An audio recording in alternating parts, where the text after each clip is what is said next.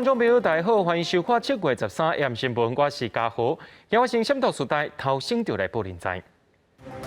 今仔日是部分解除封锁的头一天，民众出国行单要食物件，却受到限制。所有民众无挂水、暗流入去，甚至伫风景区的停车场煮物件食。今日开放18岁以上民众去疫苗平台登记，第9类、第10类也开放挂号，却因为人数上过济，网络塞车。武汉肺炎疫苗目前拢爱煮2档，世界卫生组织有呼吁，这2档就要煮共款，若煮无共，恐惊会有风险。讲到疫苗登记平台，今仔日是开放18岁以上民众去做登记。另外，第9类、第10类的民众，若准有受到感染，也会登记网络挂号要煮疫苗。不过，因为人数伤过济，煞造成系统塞车。行政院政务委员陈宏表示，经过抢修，目前系统是真稳定，而且10分钟拢有5万人左右去做登记。收到通知简讯，想要预约注疫苗的民众来药局，希望药师会当到3天预约注射的时间。政府13开始陆续用简讯通知符合资格50岁以上的民众，也甲18岁以上第9类来预约注预防针。除了线顶预约以外，民众原来会当到药局、超商，也是卫生单位插健保卡现场预约。我想说，就先来那个排队，然后有机会的话就可以先打到疫苗，也比较安心一点。号召是针对到现在还有继续在贩售实名制口罩的药局，好，所以这些药局还有4000多家，还有80%的药，这其中的80%还是有意愿继续，就是除了实名制继续贩售以外，还是会来协助做一个这个意愿登记。因为13除了进行第2轮线顶预约注射，嘛开放第3轮18岁以上民众疫苗注射意愿登记。登记对象是18岁以上的民众，会当为13开始到15下晡5点前网络登记。未来符合资格收到简讯了后，才当进行预约。不过，熊这么大量，超过电脑所预设的数量，才致使到系统规个失灵无法度运作。抢修了后，差不多下晡1点恢复正常，平均每分钟差不多有5万人上线登记。因为他现在只是问的是一个意愿，你意愿打哪一种疫苗？所以我觉得就是2剂都先选，那看政府到时候安排到，可能会让我先打哪一剂。少年人用手机上网络，大部分拢顺利完成意愿登记。根据中央的统计，到下晡1点，第3轮18至49岁完成意愿登记的超过167万人。那第2轮接到简讯预约注射的有5万多人。下午1点的数字啊，那已经就是单勾 AZ 的，已经是超过130万人 ，AZ 跟莫德纳都能接受的，也已经超过110万人。所以这样子的情况下，那势必本来讲的那个长幼有序的那个原则，就会必须开始使用。东方讲，所来3礼拜拢是注 AZ， 乃至高选莫德纳的民众，即届无伫名单中，所以乃至有意愿也会当伫第3轮意愿登记的期间修改选项，乃至改单选 AZ， 都会伫第3轮的名单中。记者综合报道。咱继续来关心咱国内疫苗问题。讲到台积电甲鸿海拢要捐500万吨 BNT 疫苗予咱的政府，不过有人说伫咧讲政府咧阻碍买成功啊，煞来去挂电话买。另外有外国媒体报道讲，上海复星捌要求台湾民众医疗记录。行政院长苏贞昌伫今日表示，买疫苗是政府坚持爱合法安全，而且是正人做伙来拍拼过这个难关。另外，日本伫今仔日再送予台湾100万吨的 AZ 疫苗，按算伫7月15的时阵会送到台湾。日本连续2摆无偿提供台湾 AZ 疫苗，拢总237万吨了后，外务大臣茂木敏充13早起，佫宣布，佫捐100万吨 AZ 疫苗予台湾。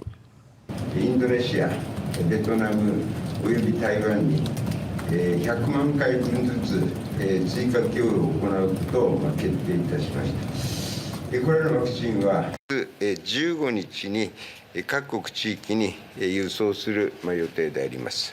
助理代表谢中庭随即伫面册发文感谢，也表示这批货97万吨，12已经为工厂运出，准备10前往验货。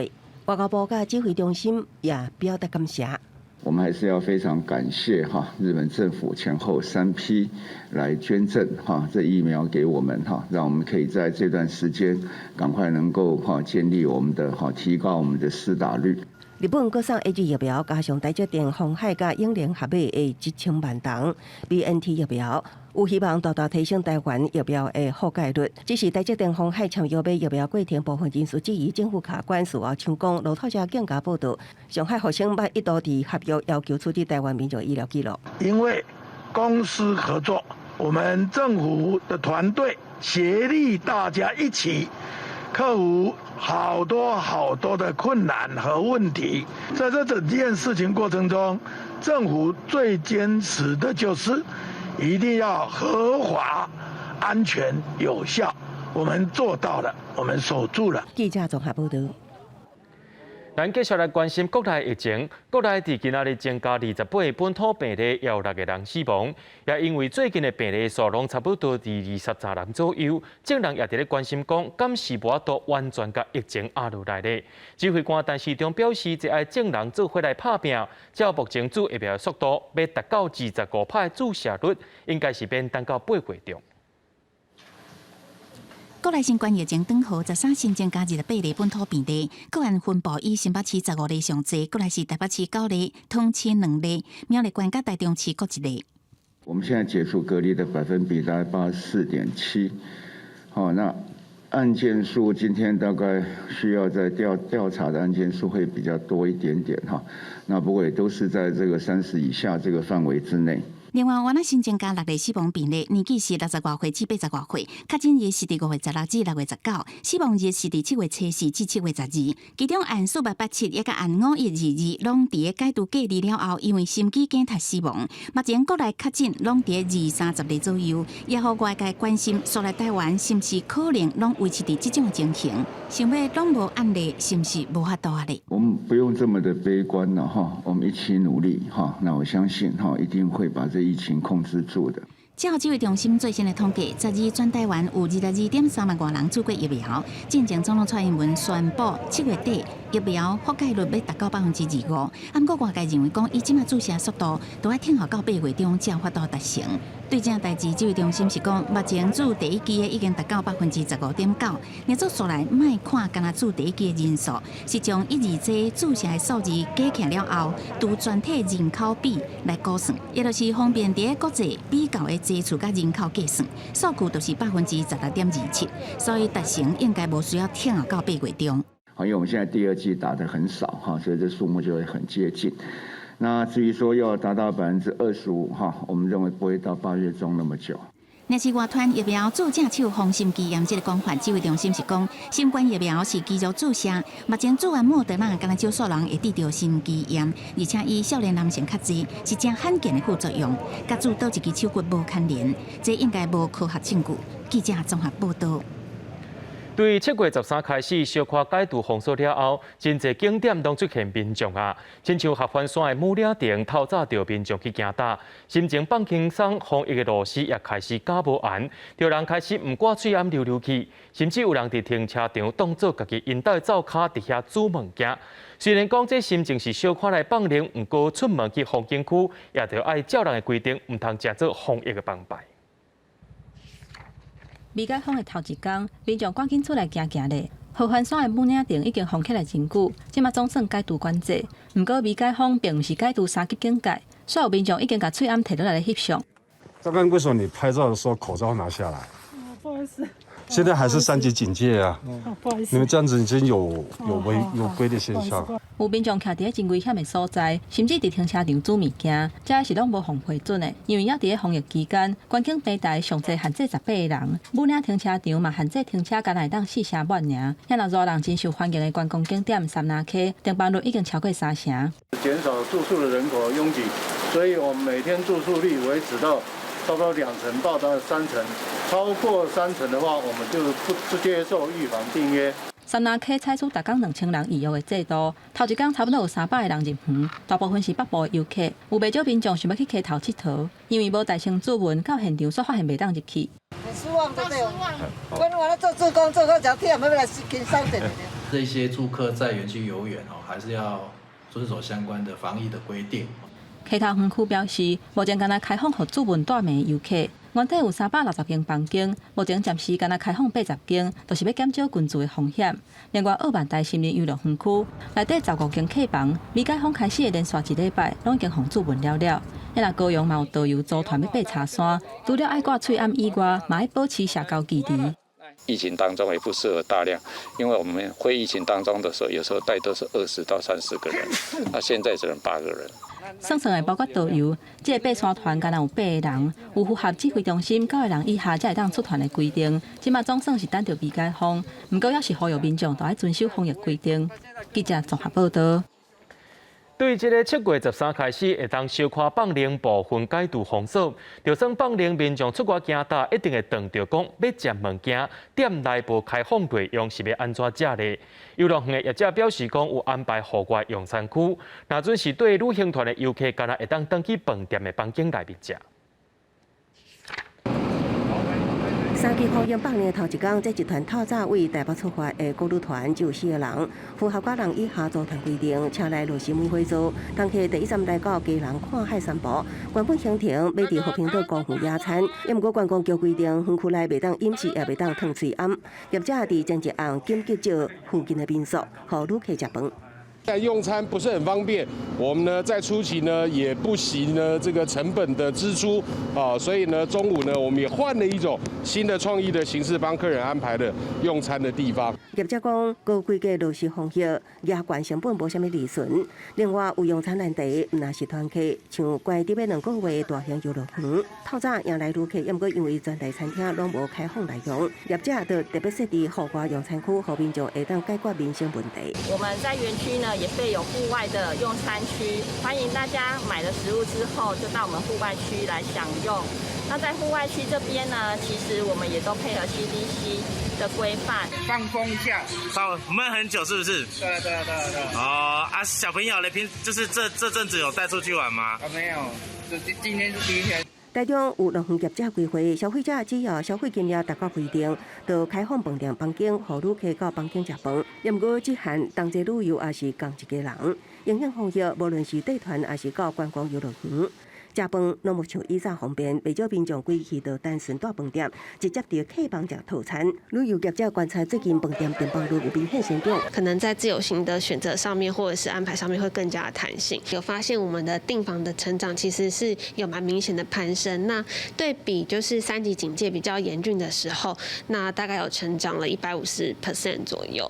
业者分析，国旅市场确实是因为民众翕伤久有淡薄复苏，也毋过即马全国游玩是3级防疫，阁有用餐等限制，民众出去佚佗也是会有真侪考虑，较袂有国旅突爆发的人潮出现。记者综合报道。对今仔日开始，运动中心甲健身房拢开始开放营运。目前也阁是3级警戒时间，亲像台北市的大同运动中心暂时开放羽毛球甲健身房的部分尔。另外，连锁的健身房也推出防疫措施，要来请人客，若人数管制、消毒器材，健身教练也着爱定期做快筛。天门慢慢的升起来，下昼暗暝2点，大同区运动中心先开放民众进入排队。这是台北市12区运动中心第一个开放营运的，有不少民众提前来讲翕甲强要害啊。已经关在家里很久了，全身都已经很不舒服了，这样子。对。目前没有居家防疫跟发烧、喉咙痛嘛，变不舒服。好。除了基本的挂喙、按钮、体温、消毒加实验制，进入中心了后，每4平方公尺上侪1个人为原则。单一空间无超过20人，只开放健身、游泳、倒羽球等5种设施。羽球会当单打，营业时间搁较缩短，为早起6点，然后到下昼2点。业者表示，已经准备1礼拜试营运2天，希望将防疫做到上好。我们其实是蛮期待可以尽快开馆。其实员工已经2个月没有回来上班了，所以他们回来上班至少有薪水可以领，生活可以正常。即摆小可开放运动中心甲健身房，下来容留人数爱降到25%。连锁健身房也欢喜看到会当重新营业，器材消毒无断，运动器材也爱隔离使用，确保社交距离，而且袂当滥咧用，用完消毒了后才会当换后一位。多少还是会担心啊，对吧？但是避开人潮，对。所以特别选早上的。对啊。健身教练是青总比上课，挂好喙暗面搭，开学上班爱先快筛，刷落来每7天快筛1摆。指导会员袂当肢体有吸到。更加爱确保会员专程将喙罨挂好势。那如果他不配合，会强制他离场？原则上是会的。美国室内运动中心健身房开始动起来。台北市和平篮球场还未解封，场地上犹原有封锁线，篮筐更加是规个封死。若拢入去拍球会犯法。北市运动中心13周有大东区营运，其他运动中心甲北市网球中心是伫16开放。记者综合报道。伫咧台北市的电影院目前是带条件开放，今仔日是电影院灰灰啊无啥人，有民众也烦恼讲，若准有人偷偷啊甲喙罨流落来食物件是要安怎咧？电影院表示讲，若准有人去检举，电影院就去甲民众劝导。电影院员工伫防疫面查，伫个影城外的自动卖票机7周前，小可解封的头一天，当活了2个月无看电影人，抢头香进场看影城恢复营运的头一张剧情片。戴口罩就好了，因为我想很久没来看电影。电影院小可解封，要求看电影人必须专程挂喙罨，室内户外听校区拢禁止食物件。不过，若是拄到民众无守规矩，要安怎咧？其实你如果偷偷拉下口罩，可能你的隔壁的邻居会来检举你啦。所以可能我们的服务人员也会被通报的时候，必要的时候才会进来稍微关切一下。伫每一场电影结束了后，拢有专人专场大消毒。不过小可解封的头一天拄到上班日，而且采取梅花座，每一场的人数上最是100人，佮加上强动的芯片10时才开始，业者也坦白讲，拄恢复营业，票房也无好。毕竟今天上映的作品呢，都是前一阵子上映过的电影，还有包括在5月14号那一周上映的一些新片跟之前的旧片，所以原本大家就已经预期今天就算有上映的影片，其实销售的状况它并不会很好啦。到下晡，台北市关团局前往稽查了解业者防疫的做法。今天要开的，我们一定要收到他们的自我检核表，才会让他们开。目前各县市政府对于电影院小可解封做法无同。新北市政府是认为电影院是属有室内群聚空间，所以辖区内15间电影院也是维持停业。通知是预定会听候到3期警戒期限7月26过了后才来决定。记者综合报道。为着要对抗变种病毒，真侪国家拢呼吁讲，疫苗就要自无同款的厂牌。不过，世界卫生组织却建议讲，自无同款的厂牌疫苗会有危险性，因为目前也无够侪的资料来证明讲安尼做是无问题。针对着自无同厂牌疫苗的问题，咱国内的指挥中心表示，目前是还未做决定，会参考科学证据。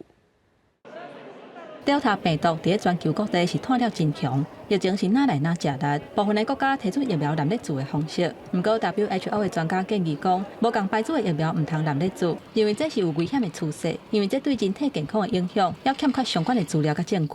So it's a little bit of a dangerous trend here, where people are we're in a data-free, evidence-free zone as far as a mix and match. There is limited data on mix and match. There are studies going on. We need to wait for that, and maybe it will be a very good approach. It will be a chaotic situation in countries if citizens start, deciding when and who they should be taking a second or a third or a fourth dose. WHO 的专家嘛提醒，疫苗蓝列组恐惊会造成混乱的情形。因为台湾目前敢若有 AZ 甲莫德纳疫苗，国内感染科的专家认为讲，目前 AZ 甲 BNT 疫苗是较有蓝列组的数据，因为其他的科学证据拢也无够。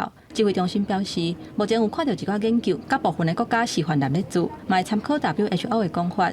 不过，敢会开放疫苗蓝列组，目前未随做决定。都不急着在这个时候就马上来做这样的一个决定。我们还是要把这科学证据能够看得更清楚。那当然 WHO 的建议，我们也会列在我们的思考里面。所以我们现在认为说混打疫苗大概就只有 AG 跟 BNT 是有一点研究的根据，那其他的疫苗之间的混打我们都不建议。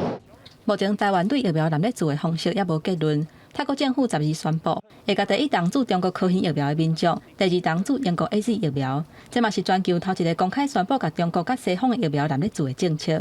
泰国公共卫生部表示，疫苗蓝列组是为了要提高对 Delta 病毒的保护力，而且强化民众的免疫力。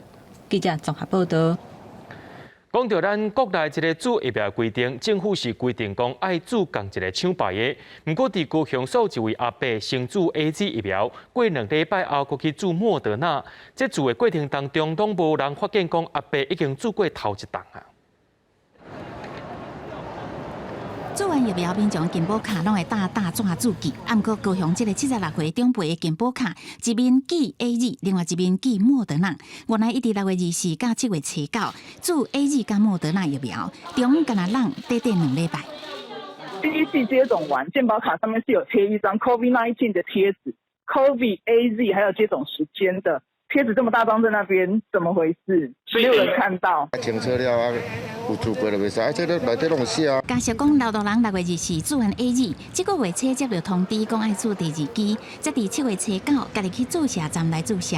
迄天医护人员无注意到健保卡有标示 AZ， 问完了后，就替老大人注莫德纳，互因真烦恼，影响到健康。也这个健保卡无同步改新资讯。这样的一个剂量缩短，那一般而言不会造成什么样的一个伤害。类似这样的流程，再去做一些改善的一个措施。全国有大量的一个接种的数据，资讯需要上传，因此在整个资料传输的过程中，或许会有内阁的情形，目前都是可以在掌握的状态之下。发现民众注无同款疫苗，也甲防指控疫苗注射站无连线作业，无法度更新消息的状况。市政府是回应，病院已经坦白承认有疏失，会持续追踪民众的健康。但是突出健保卡这个资讯差较侪，研判是全国注射率较悬，才前沿改新的时间。不过伫高雄市部分安怎改新，无明确回应。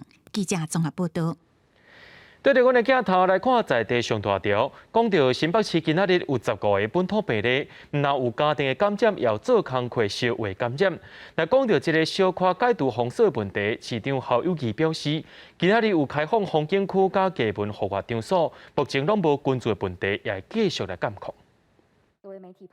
新北市13新增加15例确诊病例，其中1个人感染源不明，有2个人感染的管道甲北农有关系，另外3个人因为工课甲朋友伫咧台北确诊有关系。另外10指有1个确诊者进前居家隔离，等去工课场了后检验确诊 ，CT 值是37。也若泸州嘛发现做装潢的工人喂互因兜的3个人，而且还佫喂互1个住伫咧沙丁堡的同事。也若沙丁堡的铁工厂嘛有2个人伫咧工课场去喂着。另外，还佫有2个人是顺益汽车泰山营业所的员工，去互确诊的人客画着。所以新北市疫调了后，扩大扣列顺益汽车43个员工，还佫有隔壁共集团顺益公司63个员工，而且要求爱停业2天。不过目前业者是无啥配合。在要求的过程当中，业者有很多的疑虑，业者有很多不太愿意配合的地方，所以我们同时要求7月15号要复业的时候要持PCR 的阴性证明方能进场。新北市13开始未开放，有开放的风景区，或者是登山步道会当入去的人数，甲停车的数量，拢降做是原本的40%。也若休困日，有开设人定仪表板，做分流的预告、警示甲管制。也若风景区附近的店头是无开放伫咧内底食，或者是试食，嘛袂当哪行哪食。另外，艺文场馆是干那开放室外的部分为原则。从今天的开放的整个状况看起来，这个人流、车流都非常的良好，并没有造成所谓的群聚现象。我们会不断的持续派出我们所有的区公所以及主管机关的伙伴们，都会到现场来监看。伫新北泰山甲台北天母往回中心巴士616公车，传出有印象染病。新北市交通局表示，目前已经扣列50来驾驶甲站务人员，其中53个人体检是阴性，另外3个人也搁爱做采检。记者综合报道。台北市伫今仔日有增加9个本土病例，来讲到这个做疫苗代志，市政府表示讲，对明仔载开始也要启动花圃的检验馆，来建造大型的注射站，一天上侪会当注14000多人，也鼓励民众着爱坐一温来注预防针。另外，讲到宽南市场的病例数，市政府表示有一个大头家和伊的同事仔这2口罩，总共有12个人来确诊。台北市13增加9例本土个案，连续2天确诊人数伫10例以下。目前北市主要传染路线以市场感染、院内感染甲家户传染为主。关南市场经过2摆大规模 PCR 体检，查出71例确诊。市场传染之外，也发生严重家户感染，其中1个患难加上同时2间拢总有12人确诊。这是环南市场的一位摊商，然后他们一个家族，其实从他自己的家，然后到他妯娌的家，其实2个家庭加起来，总共已经12位确诊。老三，他的太太是在环南市场补货，然后他们总共有3个子女，然后包括一个媳妇，还有一个外佣，这一家人全部都确诊。15宽南市场也要进行第3摆大规模 PCR 体检，未来进出宽南市场甲北龙第1、第2市场，爱靠悠游卡感应，悠游卡公司会将对大卖市场进还制作会员卡。7月15号开始应该开始测试这个系统了。一开始还是万大市场、滨江市场跟环南市场这3个先开始的。我想将来这个如果成功的话，你知道，整个台北市的那个疫苗护照啦应该会比照办理。10时开始，台北市也要启动恢复证件馆作为大型注射站，设来2000平的大空间，会当开设18条线，每点钟满载至8点钟，一天注射量达到14440人，请大家坐稳来注疫苗。记者综合报道。讲到各地头的公庙若准备开放，是爱提出防疫计划，由地方政府来核准。台北市的大龙帮保安宫进前就甲市政府申请今早起10点来开放。指挥中心也讲，保安宫是全国头一个提出防疫计划通过公庙。不过，有的公庙干那要遵守99个人限制就好，无要来申请放令。早起我要10点刷开灯做准备，13宗教活动小可解封。台北市大龙帮保安宫做好相关的防疫准备，落实正常单一路线，确实让体温甲人流管控，信众抢头香真欢喜。你们是第一周哦，真的啊？原本就要来，这样子要来这边对吗？对，没有先开放吗？还是？对，只要今天开放，就是要先开完才来的。保安宫大声提出有限度开放的申请，也毋过12传出，予台北市长郭文哲按下，13早起全国防疫会议了后，才该开放。对这代志，台北市政府讲这是误会。指挥中心也表示，保安宫是头一个宗教场所提出防疫计划，而且经过主管机关同意的。其他的宗教场所是暂时也无提出。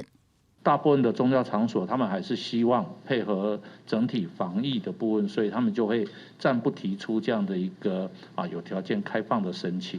台北市民政局是讲，行天宫也已经送件申请开放，当地初审，只是即马全国各地庙宇对开放的态度无同，像讲云林西丽福兴宫宣布13开始有条件开放入庙参拜，除了遵守防疫的做法，也甲单一路线以外，场地内人数限制10个人，而且采取一入一出，确保社交距离有够。有送文件去予县政府征收伊的同意，咱才有开放予信徒入去庙来参拜。台中乐成宫原来有袂少民众参拜，不过目前也是维持伫庙埕，无要互人入去。民众坦白讲有淡薄仔失望。政府的那个公告是说今天就可以进去嘛，只是不能跋杯跟秋千，对，但看起来好像还是不行。无查办过，我也袂要紧，只管安尼啦。这新阵咱是等车来下面，大家排人伫遐看拢共款安尼。台中市民政局是讲，若做开放庙来参拜，必须要拟定防疫计划书。不过，即马也是3级警戒期，提出申请的敢若海线一间公庙，目前也搁伫咧等待审核。记者综合报道。台北市有真侪展览馆今仔日嘛重新开放，予民众去参观。大部分是采用线顶登记限制名额的方式，亲像故宫美术馆有几落时段名额是抢了了。囡仔甲妈妈做伙来看展览。国立故宫博物院因为疫情，为5月中开始封馆，7月13这天开始未开放。根据中央的规定，每一个时段开放100人。互动式有接触身份的展览区也是依次无开放。故宫这摆是用注文的方式，一天2个时段来开放。故宫虽然是有真侪人就网络来注文，不过因为展览区是跨国大，整体展览区的人也是懒懒散散。那每一个时段大概是3个小时，上午呢是从9点到12点，那下午是从2点到5点。那到目前为止呢，今天、明天的下午全部都额满了，那早上也大概也只剩下个位数。以台北市的展览馆来看，中正纪念堂的部分为免交接重新开放民众注文来看，每天分做4个时段，每一个时段拢要有90几个名额。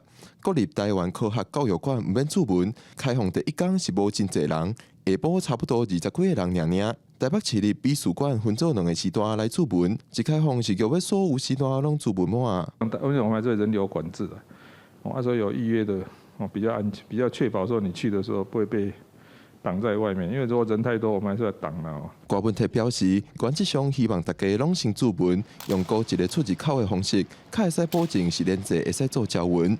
基本的防体温、消毒、挂嘴安，一定拢要做好。记者郭北君、郑派文台北报道。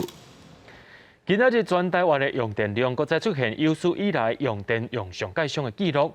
台电表示讲，天气热加上雨的期间，民众拢伫厝内面吹冷气。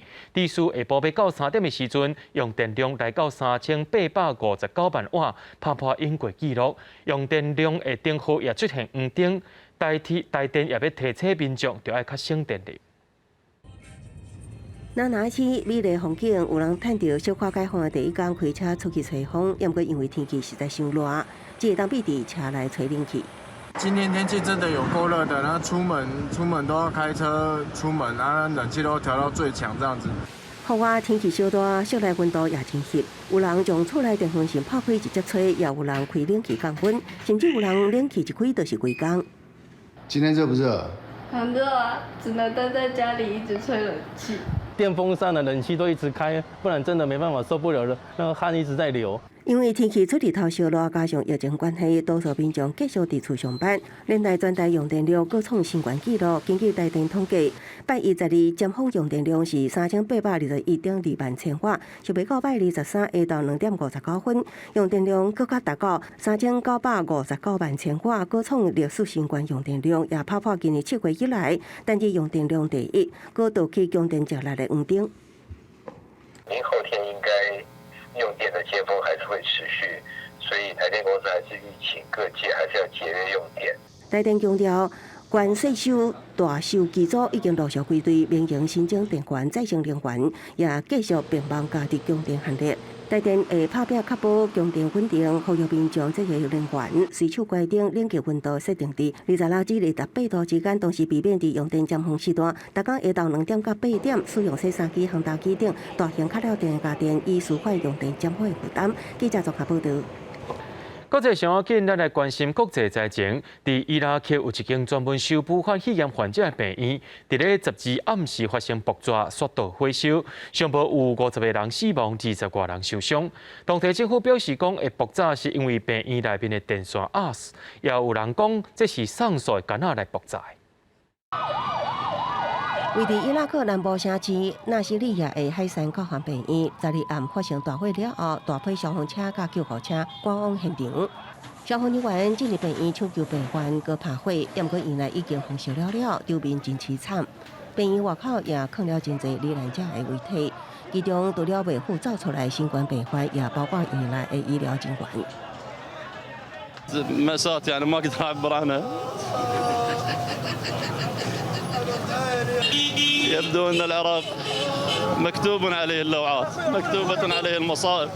伊拉克的新冠疫情真严重，顶礼拜创下单日9000人确诊的纪录，总确诊数已经突破140万例，超过1.7万人死亡。12大火发生的时阵，这间才启用3个月有70床病床的隔离病院，收治63名新冠病患。伊拉克官方表示，因为病院的电线小道引起大火。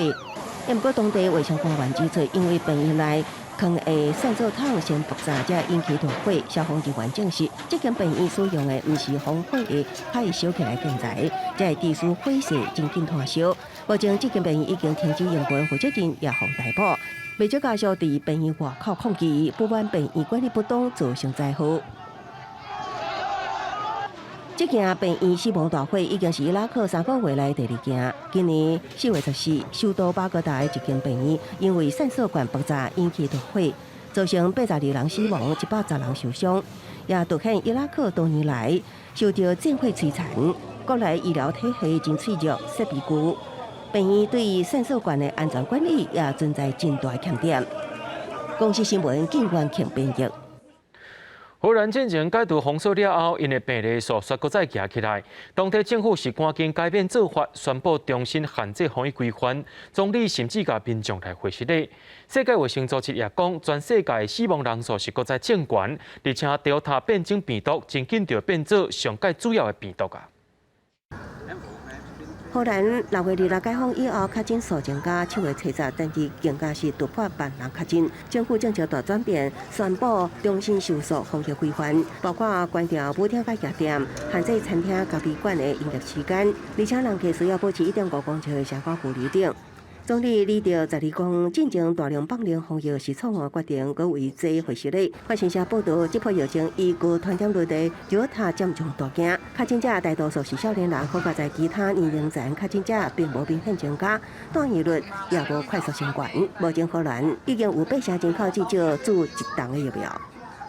It's a shame because everybody expected to have like an open summer with a lot of activities. 伫西班牙部分病院开放24点钟做疫苗服务，得到少年族群喜喜，因使着报名时段人龙排队，以求过程会当较紧较顺畅。西班牙同款就他侵袭，地区无做疫苗民众确诊数快速升悬，也毋过断疫率甲死亡率也算相对稳定。泰国一间庙宇为新冠心魔者免费举行丧礼，也毋过因最近接触的案件叫哪来哪济，业务大家强要减袂落去，因为最近泰国就他侵袭，疫情真紧升悬。4月以来的确诊占总数9成，死亡数更加是占95%。政府针对万国甲4科会用1年以来上强的防疫措施。 Delta is now in more than 104 countries, and we expect it to soon be the dominant COVID-19 strain circulating worldwide. 4月秘书长谭德赛昨日指出，随着德尔塔变种病毒渐渐加速主流，全球死亡人数再度升悬。不过部分国家连医护人员拢无法度注着疫苗，呼吁许多国家唔通阁抢买追加第3档的疫苗。公司新闻林浩如编译。 讲到南韩首尔首都圈这2礼拜拢是4级封锁，虽然健身房会当照常营运，不过政府所发布几项指引，亲像慢跑机限制时速要伫6公里以下，音乐的节奏也袂当伤过紧，就是惊讲民众会流汗，这汗若是乱嗅，会造成胃病风险。 运动民众挂喙暗连走去中间加透明隔板，防护措施做甲正顶真。因为目前南韩面临上严重的疫情，连续1礼拜单日确诊超过1000。健身房虽然会使开放，毋过爱遵守政府规定，亲像讲慢跑机限速袂使超过每点钟6公里。另外，护老镜袂使对外开放。 템포도 늦추면서 하는 거는 어차피 땀 흘리는 건 똑같은데 이게 맞는 건지 정부가 제대로 된 지침을 내린 건지도 잘 모르겠고. 原本场馆内是放真大声、快节奏的流行歌，即马是放古典乐。政府连放什么歌嘛爱管，只要每点钟速度超过120 BMP 的歌曲都袂使播。韩国男子团体 BTS 真侪首歌，甚至是全世界有名江南 Style 暂时被禁止，安尼就是为了防止流汗喷到别人。 이런 식으로 운동을 하시고 어떻게 하시게 되면 아무래도 회원님들께서도 운동 효과가 이제 많이 반감이 될 수밖에 없기 때문에 센터 입장에서는 어떻게 보면 헬스클럽을 운영하는 본질적인 의미도 많이 희석이 될 수밖에 없고 이렇게 런닝머신 속도를 제한하면서까지 운영하는 이런 규제가 과연 코로나의 확산에 얼마만큼 제약을 걸 수 있는지 사실 그 부분에 대해서 너무 의문이 많이 들고 있습니다. 毋过，这个防疫政策却民众批评，有人讲这是无够实际，也互总统文在寅亲身甲大家回信咧。 또다시 국민들께 조금 더 참고 견뎌내자고 당부드리게 되어 대단히 송구한 마음 금할 수 없습니다. 무엇보다 희망을 가지기 시작했다가 다시 막막해진 중소상공인들과 자영업자들을 생각하면 무척 마음이 무겁고 가슴이 아픕니다. 入场安检实名认证，看比赛的球迷坐梅花座，保持社交距离。韩国职业棒球赛虽然去年重新开放，予民众入场，只不过即马又若受到疫情的冲击，10日传出有5个职棒球员确诊。韩国棒球委员会紧急开会讨论，决议将赛季暂停1个月，球迷都要听候到8月初10，东京奥运闭幕了后，才当重回球场看比赛。公司新闻王碧文编译。 日本内阁会议伫今仔日公布2021年防卫白皮书，这个公布一出来，煞引起正人讨论。原因是头一届甲台海的这个情势摕来讨论，而且甲台湾的部分对中国的部分抽出来独立讨论。 白色的纸面表现有力加跳动的感觉，为这个骑马武者代表日本自卫队坚定意志。日本内阁会议13发布2021年防卫白皮书，对台海议题有指标的意义。甲往年上界大的无共，就是防卫白皮书头一遍将台湾为中国的内容抽出来，解放去美中关系独立探讨，也强调台湾情势稳定，关系日本的安全保障。政策面到战略面，到那个作战层面，就是美日甚至澳洲这些国家他们对于台海安全议题都高度的就是展现出一个战略清晰的态度。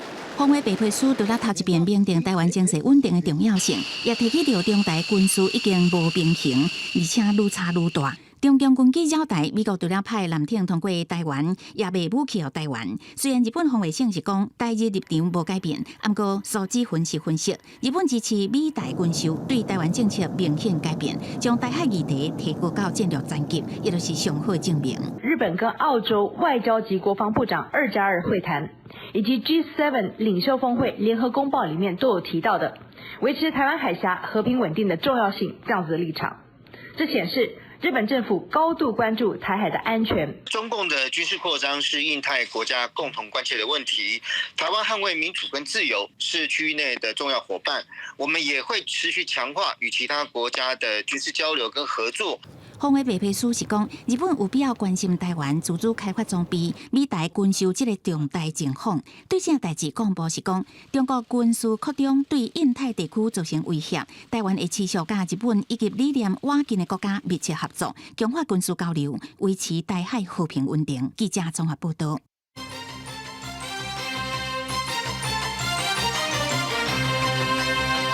讲到今年大学指考受到疫情影响，时间是延后到7月28、29、30这3天来举行。今年的考生也是有史以来上介少的。大考中心伫今仔日公布防疫措施，每一间考场只有20个学生，无挂嘴暗食迄考就无算分数。另外，拨片爱隔离刷走来考试的学生，上当会当家取消资格。受到疫情的影响，大学指考为7月初3至初5延后到28举行，都惊考试群聚会造成防疫空窗，所以大考中心公布上新的防疫措施。每一间考试场考生为42个人降到20个人，考生入场进前甲考了的试场拢爱做消毒，而且无开放集体报名的单位设置考生的服务队，嘛精设隔离试场的数量，而且每一间隔离试场人数限制为10个人降到5个人。如果没有佩戴好，经过多次的劝导，大考中心的考试委员会来做讨论议处，最终的话可以扣减该节全部的成绩。没有主动告知我们就来参加考试，如果查证属实的话，我们会提报，最终是取消考试的资格。防体温甲挂喙暗是防疫一定爱做的。若是考生经过劝导，要是无要配合，甲喙暗挂好，就会提报考试委员会，上当迄科的0分。另外，因为即届指考无补考，若是考生确诊、居家检疫隔离，或者是考试的期间确诊，无法度暂停参加考试，即嘛有补救的方法。补救措施3项选1项，选择考试入学的考生，爱附备审资料等等相关的文件，上侪会当填6个志愿。若学测的成绩是由大考中心提供予学生选志愿的参考。另外，翻册甲个人的申请，这2种管道拢是一个校系分发。若医学系、气科系、师资培育生、公费系组等等政府有人力管控的校系是无适用。记者综合报道。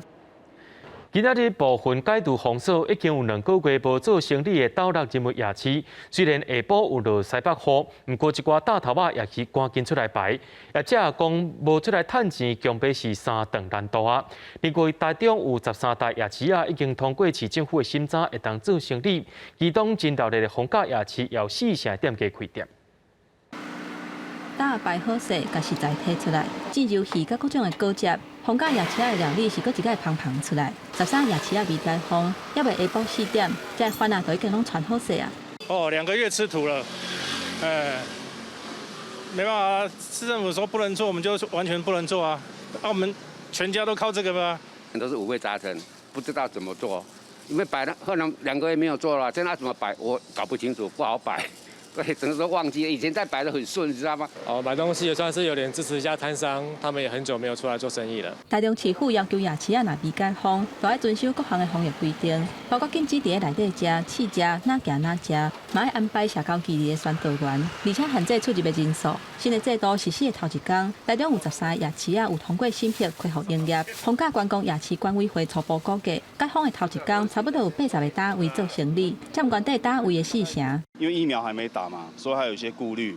那他们也在观望，所以说在今天的话，我个人估计应该是差不多不到一半啊，或许是接近一半左右的摊商会出来。摊商的部分，每一摊就是变成要有自己的实联制啊。那刚刚提到的说遮罩的一个部分，还是都要去落实。云林下晡有落大雨，不过斗内人民夜市的番啊是完全无要收单意思，因为已经休困真久啊，希望会当赶紧做生意，赶紧有收入。有时候在网络我会做，就是有一些订单这样子，可是那也是比较少了。是，要正常出来做，这样会比较好。感觉也怕怕的啦，因为这个外面的人都会来啦，所以不知道他是从哪里来的，我们也是会怕。云林县府嘛要求夜市啊，都要落实全部包单去食，还佫有人数的管制等等的规范。另外，大埤夜市啊、仑背夜市啊、甲那内夜市啊是同步恢复营业。咱台湾夜市啊特有的饮食文化，是吸引侪人丁甲钱流。不过，即马疫情还未结束，大家是千万唔通大意。记者综合报道。因为若到歇热的时阵，家人和平岛人是吵。今仔日也重新开放啊，采用线顶登记分配入园。虽然讲园区内面是袂当食物件，水池也无开放，不过也是有人专工带囡仔来遮行咧。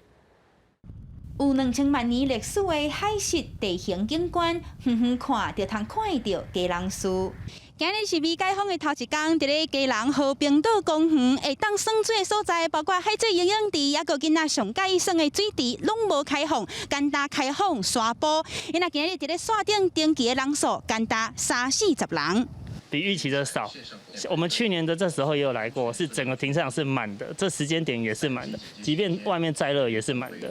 这样多久没有游了？2个多月，就是配合啊，我们都会配合啊。会当出来透一下开，民众是拢真欢喜。不过考量防疫，园区无分室内外，拢袂当食物件，简单会当包出去。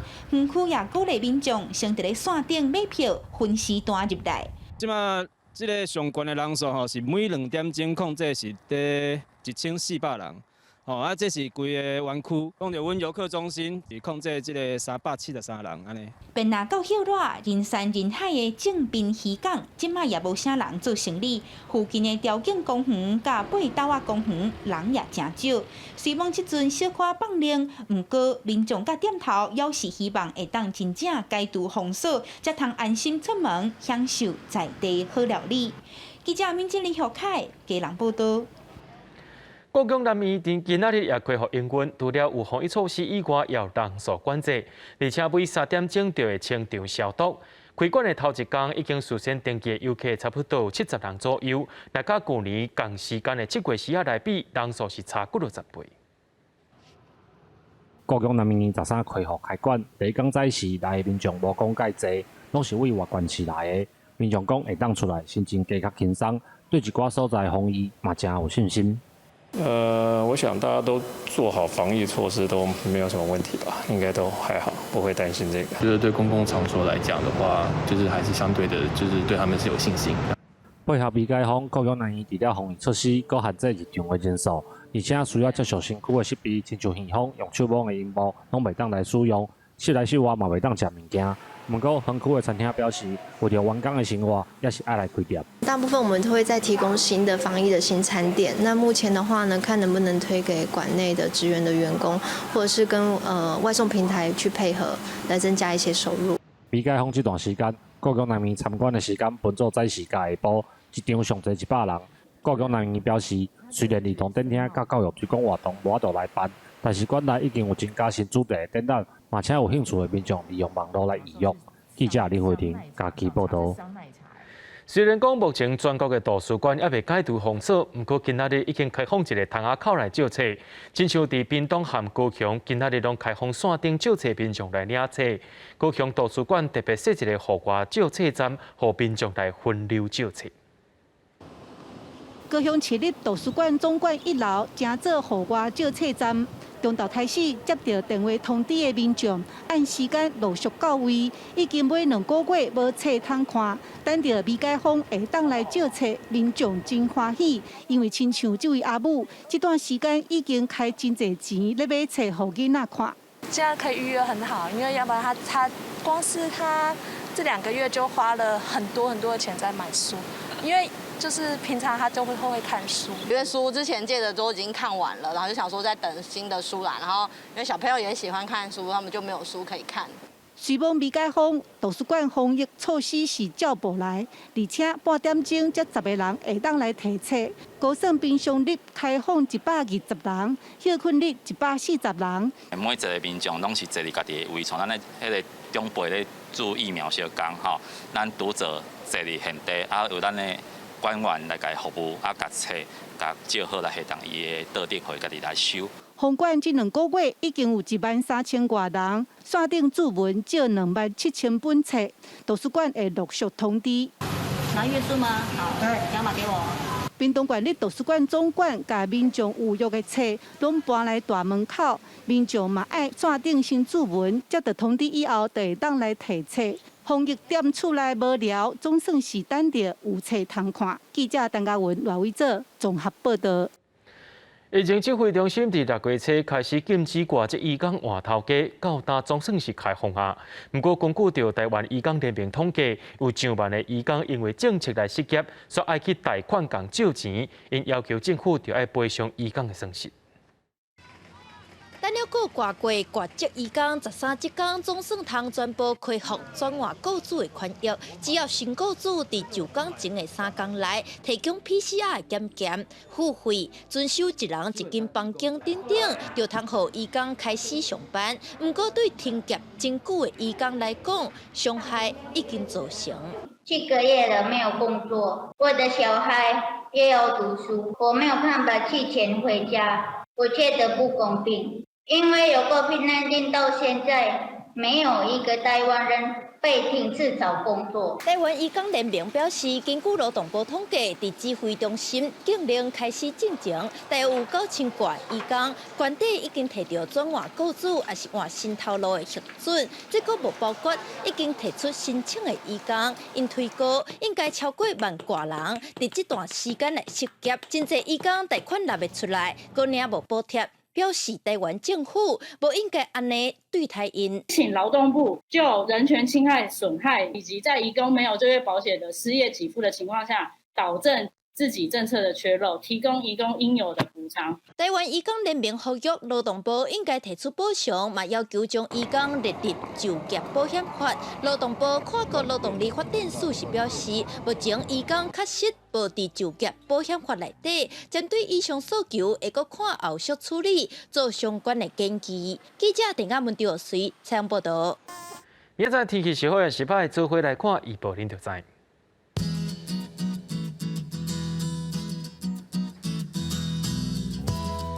北部地区对26度到35度，中部地区对26度到34度，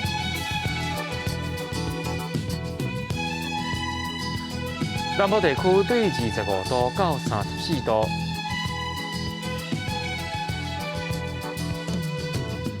东部地区对26度到33度。